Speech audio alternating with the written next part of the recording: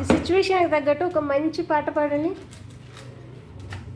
ఆడుతూ పాడుతూ పని చేస్తుంటే అలుపు సలుపేమున్నది, ఇద్దరం ఒకటై చేయి కలిపితే ఎదురేమున్నది, మనకు బెదురేమున్నది. మీరు చేయటం బాగా రాకపోవడమునా? పొంగితో చూడండి, పూరి కూడా అదా చూడు ఎంత బాగా పొంగిందో. పని చేస్తుంటే అలుపు సలుపేమున్నది, ఇద్దరం ఒకటై చేయి కలిపితే ఎదురేమున్నది, మనకిక బెదురేమున్నది. బుధవారం హాలిడే స్పెషల్ అనమాట ఇది. ఒకరికొకరికి హెల్పింగ్ నేచర్. పూరి చేస్తుంది. అలంకారమా? ఇందాక చెప్పావు కదా, ఏంటి అది అలంకారము? పూరి ఇంట్లోకి దూరి శారీలో ఉంది, పూరి చేస్తుంది అనమాట.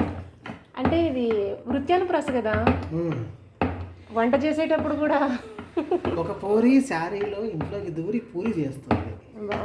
ఇంకా అయిపోయి ఉంటుంది, తీసేయండి. ఈ కవర్ పట్టుకోండి అట్లే. చెప్పించాలి సార్.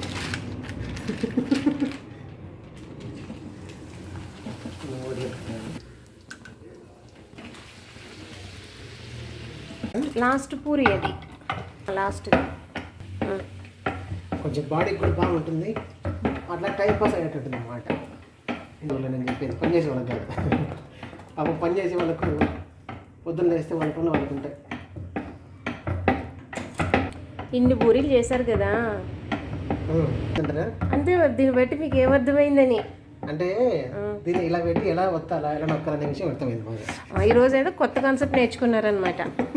అది స్టూడెంట్ అయినా టీచర్ అయినా సరే రోజుకు ఒక కొత్త విషయం నేర్చుకోవాలి. సో ఈరోజు మీరు పూరీలు ప్రెజర్లో పెట్టి ఎట్లా చేయాలి అనేది నేర్చుకున్నారు. నెక్స్ట్ ఎప్పుడైనా హాలిడే వచ్చినప్పుడు ఇంకో కొత్త విషయం నేర్పిస్తా, అంతే కదా. వైఫ్ అండ్ హస్బెండ్ అంటే ఎప్పుడు కొట్లాటమే కాదు, ఒకరికొకరు అర్థం చేసుకొని హెల్ప్ చేసుకోవాలి. ఒకే వస్తువును షేర్ కూడా చేసుకోవాలా. Thank you. మొత్తం నీకేది మొత్తమా? Thank you.